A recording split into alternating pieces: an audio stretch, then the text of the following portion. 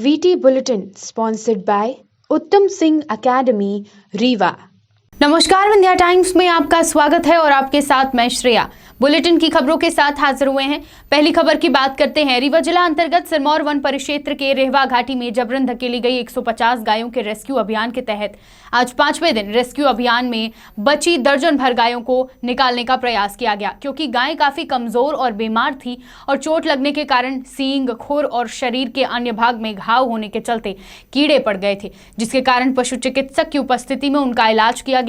लेकिन अभी भी गाय काफी कमजोर हैं, जिसके कारण घाट में चढ़ने का भरसक प्रयास किया गया, लेकिन गाय ऊपर नहीं आ पाई। आज का रेस्क्यू अभियान यहीं पर रोक दिया गया है और आगे जब गाय मजबूत और स्वस्थ हो जाएं, उसी स्थिति में रेस्क्यू किया जाएगा और प्रतिदिन उन्हें ले जाकर भूसा, पानी और दवा की व्यवस्था की जाएगी। इस आशय के साथ पंचनामा बनाया गया है और संबंधित उच्च अधिकारियों को सूचित कर दिया गया है। हालांकि घाटी काफी गहरी है और वहां से इन गायों को अब रेस्क्यू कर पाना काफी कठिन काम होगा, क्योंकि जो गाय बची हुई हैं वह अपने आप ऊपर आ पाने में असक्षम है, जिसके लिए काफी मजदूर, गौसेवक, दवा और अन्य सामग्री की जरूरत पड़ सकती है।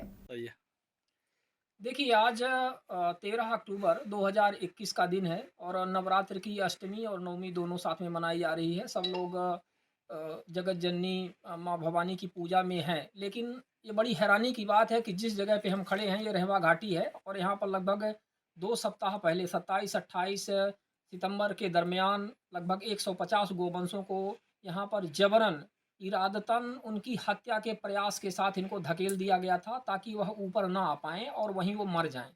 क्योंकि सीधा सा इसमें है कि ये जंगल का एरिया है, 2000 फीट गहरी खाई है, उसको रेस्क्यू किए जाने का प्रयास चल रहा है। आज हम 5th रेस्क्यू अभियान में हैं।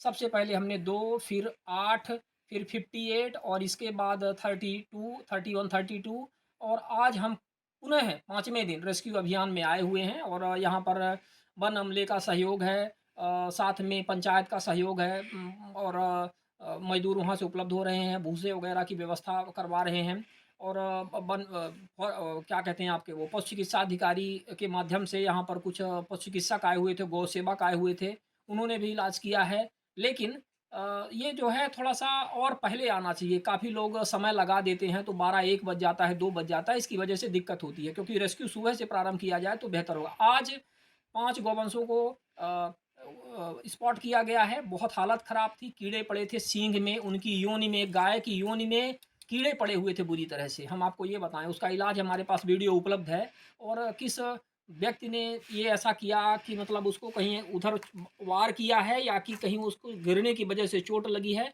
वो चलने में असमर्थ थी। डॉक्टरों ने इलाज किया है और हम प्रयास किए कि उनको ऊपर लाएँ, लेकिन वो ऊपर नहीं आ पाए हैं। उनको निकालना बहुत आवश्यक है। हम प्रशासन से इसमें गुजारिश करते हैं, उनसे मांग करते हैं कि इसमें हर तरह से जो व्यवस्थाएँ हैं, जिस तरह से भी यदि आवश्यकता पड़े, यदि रेस्क्यू टीम अलग से बनाई जाए, जिससे कैसे उनको ऊपर निकाला जाए, यह सब व्यवस्थाएँ की जानी चाहिए, क्योंकि अब लेबर मजदूरों भर से काम चलने वाला नहीं है, बहुत आवश्यक है। क्या नाम लिखते हैं आप? मेरा नाम शिवानंद द्विवेदी है, सामाजिक कार्यकर्ता हूँ।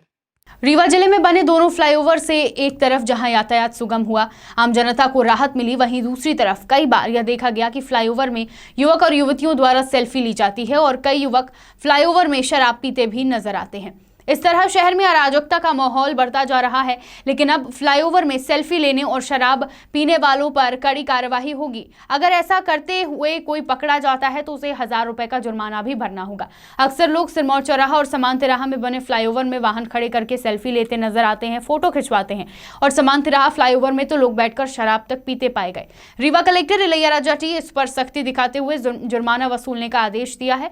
इसके लिए स्थान पर सूचना बोर्ड भी लगाया गया है। नियम के अनुसार वाहन खड़ा किया गया है, अगर वहां पर वाहन खड़ा किया गया है तो 500 का जुर्माना नियत किया जाएगा। समान थाना प्रभारी सुनील गुप्ता ने राउंड लेते हुए युवाओं को सख्त हिदायत भी दी है।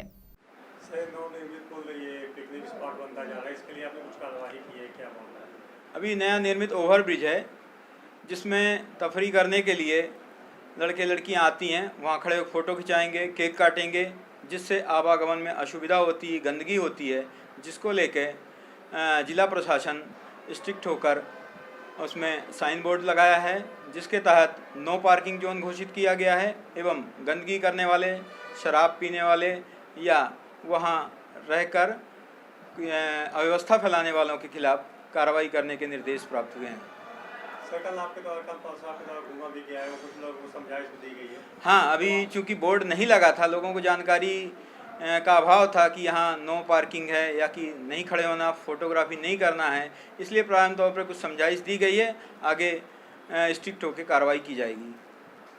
आज रीवा में एनएसयूआई कार्यकर्ता द्वारा मॉडल साइंस कॉलेज का घेराव किया गया और जमकर नारेबाजी की गई, जिसमें युवा कांग्रेस कार्यकर्ताओं की मांग थी कि छात्र सीटों की वृद्धि के लिए परेशान हैं, ज्ञापन पर ज्ञापन दिए जा रहे हैं, लेकिन उस पर उचित कार्यवाही नहीं की जा रही है। इसलिए छात्रों के सम्मान के लिए एनएसयूआई कार्यकर्ता धरने के लिए बाध्य हुए हैं और अगर मांगे पूरी नहीं हुई तो उग्र आंदोलन करने की भी चेतावनी दी गई है।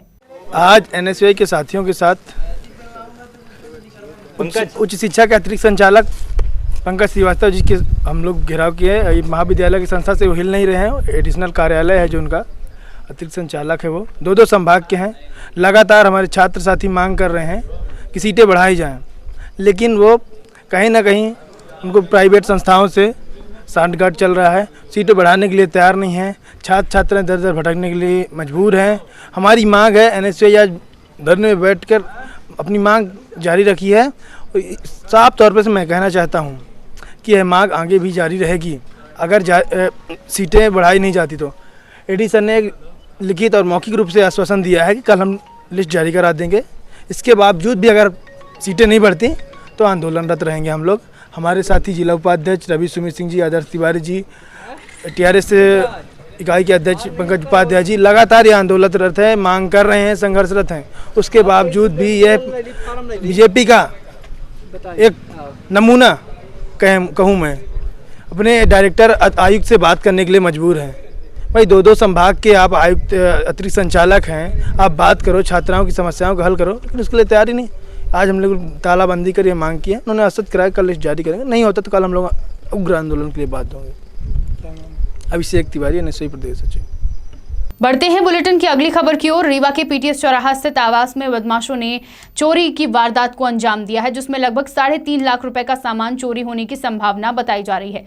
चोरी होने का कारण घर का सूना पड़ा होना है, क्योंकि घर के सभी सदस्य श्राद्ध में गए हुए थे, जिस पर चोरों ने नजर लगाकर रखी थी। घर को सूना पाए जाने पर चोरों ने घर में घुसकर दरवाजे तोड़े और फिर चोरी की घटना को अंजाम दिया। घर की जो महिला थी, उनका कहना है कि गहनों से लेकर अन्य सामान करीब 3.5 लाख रुपए का था जो चोरी हुआ है और पुलिस पूरे मामले की जांच में जुटी हुई है। युवा कांग्रेस के पूर्व प्रदेशाध्यक्ष युवा नेता कुणाल चौधरी के जन्मदिन पर मैहर में उनके समर्थकों व कांग्रेस युवाओं द्वारा महायज्ञ किया गया और मां शारदा के दर्शन करने आ रहे दर्शनार्थियों को भोजन प्रसाद वितरित किया गया। साथ ही मैहर में दर्शन करने आए श्रद्धालुओं के स्वास्थ्य संबंधित व्यवस्थाओं का भी इंतजाम किया गया। युवा कार्यकर्ताओं ने पूर्व प्रदेशाध्यक्ष युवा नेता कुणाल चौधरी के जन्मदिन के उपलक्ष्य में ये सभी कार्यक्रम किए। आज यूथ कांग्रेस के पूर्व प्रदेश अध्यक्ष, हम सबके नेता, जो सदैव युवाओं की, गरीबों की और जो लाइन में खड़े अंतिम पंक्ति का जो व्यक्ति है उसकी कोई सुनने वाला नहीं होता, तब वो यूथ कांग्रेस का ही संगठन है। वो जो परिवार के रूप में सभी के साथ दिन हो या रात एक आशीर्वाद दाता के रूप में मैं कहूँगा, जो हम सब युवाओं को मार्गदर्शन सदैव देते आए हैं। ऐसे हम सबके नेता काला पीपल विधानसभा क्षेत्र, जो सदैव आज 25 साल से भाजपा के कब्जे पे थी, कहा जाए तो एक भाजपा का गढ़ हुआ करता था, उधर से जीत कर और एक लंबे वोट के साथ अपना कब्जा जमाया। ऐसे हमारे नेता कुणाल चौधरी जी का आज जन्मदिन है। हम सभी यूथ कांग्रेस के मैहर विधानसभा के उनके चाहने वाले सभी यूथ कांग्रेस के साथी आज हनुमान जी महाराज के मंदिर पे आके और हवन यज्ञ कर प्रसाद वितरण किए। जो पैदल दर्शनार्थी मां शारदा के दर्शन करने आ रहे हैं, उनको भी जो जितना यूथ कांग्रेस के साथियों से हो रहा है, अलग अलग जगह कोई प्रसाद वितरण कर रहा, कोई किसी की पट्टी करवा के, दवाई करवा के जो पैदल आ रहे हैं, हर प्रकार से हम मदद सेवा भाव के रूप में भैया का जन्मदिन मनाकर और माई शारदा से, हनुमान जी स्वामी से प्रार्थना करते हैं कि भैया की लंबी आयु हो, उज्जवल भविष्य की हम सब कामना कर रहे हैं। और हम सब यही आशीर्वाद चाह रहे हैं कि जैसे भैया का आशीर्वाद हम सब युवाओं पे हमेशा बना है, ऐसे आगे भी भैया का आशीर्वाद हम सब पर बना रहे और उनकी लंबी उम्र की हम सब इन्हें कामना। बात करते हैं बुलेटिन की आखिरी खबर की। सीधी जिले का एक ऐसा मंदिर जहां फूलमती देवी हजारों वर्षों से स्थापित हैं। फूलमती माता मंदिर नवरात्रि के समय आस्था का केंद्र रहता है। मंदिर में सुबह लोग जहां आस्था के साथ 9 दिन जल चढ़ाते हैं, वहीं सायंकाल भव्य आरती करते हैं। 10वें दिन लोग जवारे लेकर मंदिर में आते हैं। साथ ही जिले के सभी नागरिकों द्वारा अपने बच्चों के मुंडन से लेकर अन्य संस्कारों या किसी भी खुशी के अवसर पर बधाई बाजा बजवाया जाता है। मंदिर प्राचीन और ऐतिहासिक है, जिसकी अपनी विशेष महिमा है। मंदिर में लोगों द्वारा विशाल भंडारा और महाआरती का आयोजन किया जाता है। राम भक्त सेवा समिति द्वारा 5 वर्षों से माता की सेवा में हर सप्ताह आरती कराई जाती है एवं नवरात्रि में कन्या पूजन का कार्यक्रम किया जाता है, जिसमें नवरात्रि के 7वें दिन समिति द्वारा महाआरती का आयोजन किया गया, जिसमें आसपास के नागरिकों के साथ साथ सीधी विधानसभा के विधायक केदारनाथ शुक्ला भी मौजूद रहे और उनके द्वारा सभी लोगों को माता की महिमा के बारे में बताया गया। और जैसा कि ये माता का जो मंदिर है, हजारों वर्ष से ऊपर ये माता यहाँ पे स्थापित है, क्या कहना चाहेंगे आज की जो महाआरती थी? आज काल रात्रि के पावन पर्व पर आज की इस रात्रि में माता के दरबार में हम सब इकट्ठे हैं। माता समस्त चराचर जगत का, भारत माता का और हम सब का कल्याण करे। माँ से यही प्रार्थना है कि सारे संसार में शांति व्याप्त हो, सारा संसार विकास की दिशा में चले, भारत माता विकास का रास्ता प्रशस्त करे, यही कामना है। धन्यवाद। विंध्य की तमाम खबरें लेकर कल फिर हाजिर होंगे। देखते रहिए विंध्या टाइम्स। बहुत बहुत धन्यवाद।